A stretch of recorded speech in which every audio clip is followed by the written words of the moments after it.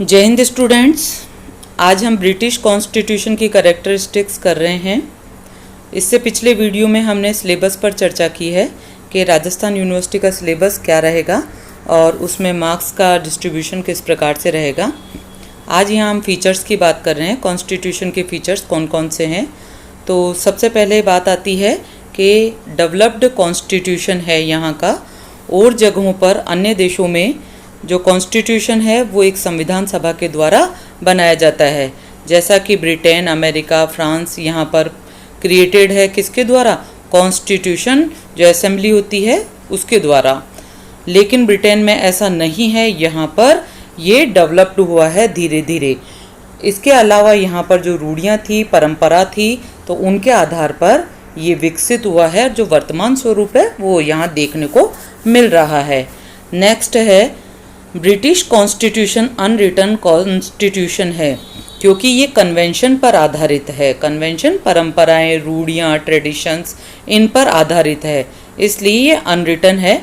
लेकिन इसका सारा पार्ट अनरिटन नहीं है, कुछ पार्ट अनरिटन है। लेकिन इसको जब कहा जाता है तो यही कहा जाता है कि ये अलिखित संविधान है। तो कॉन्स्टिट्यूशन है वो ये है कि इस पर इन्फ्लुएंस किस चीज़ का पड़ा है। ये जितनी वहाँ पर परंपराएं थी, ट्रेंड्स थी, या वहाँ पर ट्रेडिशंस थी, कन्वेंशंस थी, तो इनसे इसका निर्माण हुआ। और बाद में धीरे धीरे इसमें अनेक चीज़ें, कानून जोड़ दिए गए, कुछ अधिकार पत्र जोड़ दिए गए, और वर्तमान में इसका बहुत सारा पार्ट रिटन में भी हो गया है। थर्ड हम बात करते हैं फ्लेक्सिबल कॉन्स्टिट्यूशन, कि ब्रिटेन का कॉन्स्टिट्यूशन फ्लेक्सिबल है, लचीला है। कॉन्स्टिट्यूशन के दो टाइप्स हैं, एक तो होता है रिजिड और एक होता है फ्लेक्सिबल।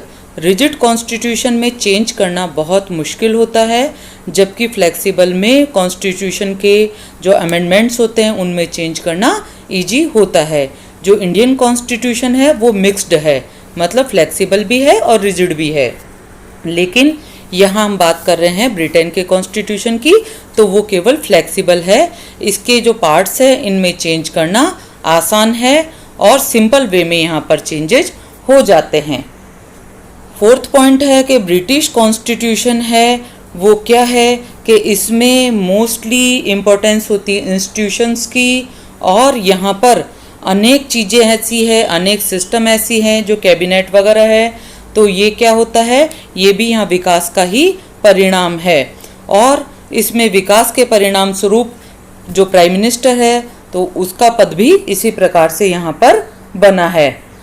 नेक्स्ट बात करते हैं कि डिफरेंस है वो थ्योरी और प्रैक्टिस में यहाँ पर। तो ब्रिटिश कॉन्स्टिट्यूशन में थ्योरी में तो बहुत सारी चीज़ें अलग है, जबकि प्रैक्टिकली हम बात करते हैं तो वो चेंज हो जाती है। जैसे पार्लियामेंट्री सिस्टम में है, तो पार्लियामेंट्री सिस्टम में क्या है, वो 2 टाइप के आपके हेड हैं। कौन कौन से हेड ऑफ द गवर्नमेंट कौन से होते हैं, एक तो होता है आपके प्रेसिडेंट होता है और एक आपके प्राइम मिनिस्टर होता है। प्रेसिडेंट का मतलब यहाँ पर हम बात किसकी कर रहे हैं, केवल क्वीन की, क्योंकि किंग है तो किंग तो वहाँ पर है नहीं, तो क्वीन है और प्राइम मिनिस्टर। तो पावर्स अगर हम थ्योरी में बात करते हैं तो थ्योरेटिकल तो पावर सारी प्रेसिडेंट के पास है, क्वीन के पास है। लेकिन प्रैक्टिस की अगर बात करते हैं तो सारी पावर्स का यूज कौन करता है, प्राइम मिनिस्टर और उसकी कैबिनेट करती है। इसलिए यहाँ थ्योरी और प्रैक्टिस में डिफरेंस है। इन्होंने इसके कुछ एग्जाम्पल भी बताए हैं कि इन प्रिंसिपल, सिद्धांत के तौर पर तो जो पार्लियामेंट है वो क्या करती है, वो कंट्रोल को कैबिनेट को कंट्रोल करती है। लेकिन वास्तव में ऐसा नहीं है।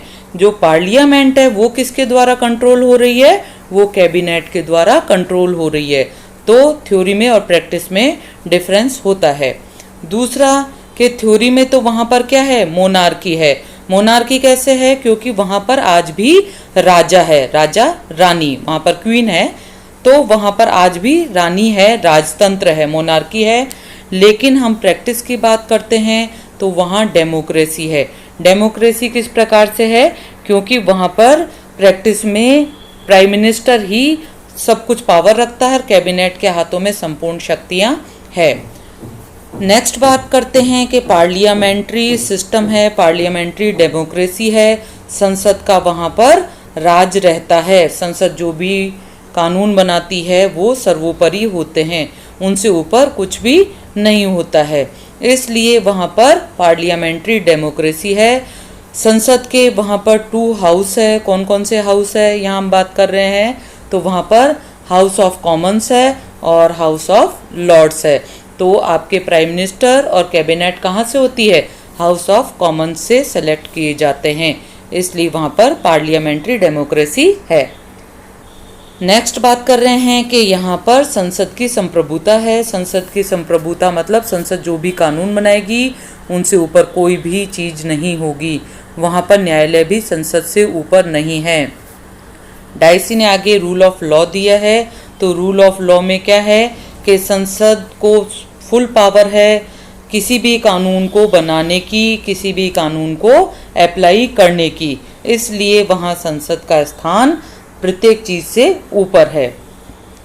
ब्रिटिश कॉन्स्टिट्यूशन की एक और विशेषता यहाँ पर है और वो ये है कि यहाँ पर इस संविधान को सेक्युलर नहीं माना गया है।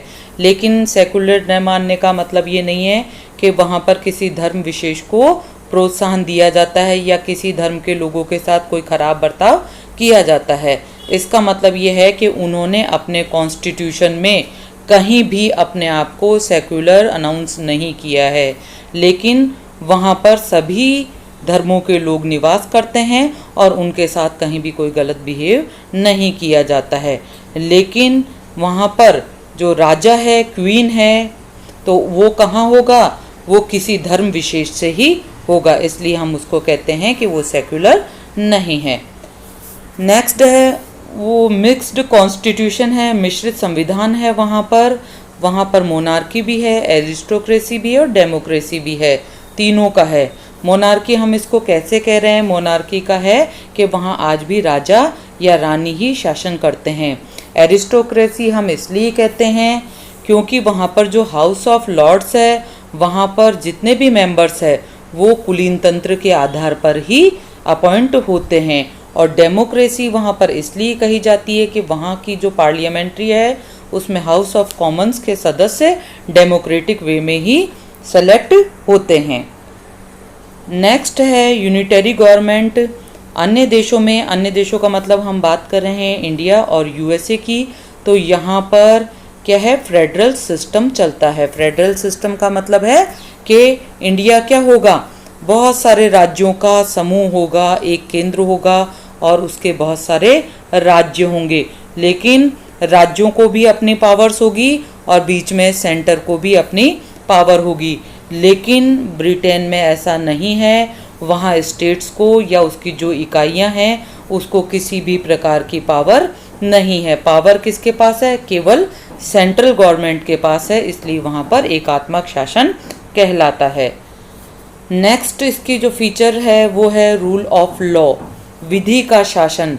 मतलब वहाँ पर जो कानून होंगे वो सर्वोपरि होंगे और उससे ऊपर कुछ भी नहीं होगा। Rule of law political science में किसके द्वारा दिया गया है, डाइसी के द्वारा। और यहाँ पर फिर हम रिपीट कर रहे हैं कि संसद सर्वोपरि है, क्योंकि संसद आपके कानून बना रही है, तो संसद सर्वोपरि है और रूल ऑफ लॉ विधि का शासन सर्वोपरि है। नेक्स्ट हम बात करते हैं कि freedom of citizens and their rights. वहाँ पर नागरिकों को स्वतंत्रता और अधिकारों की प्राप्ति है। स्वतंत्रता की गारंटी देता है वहाँ का कॉन्स्टिट्यूशन।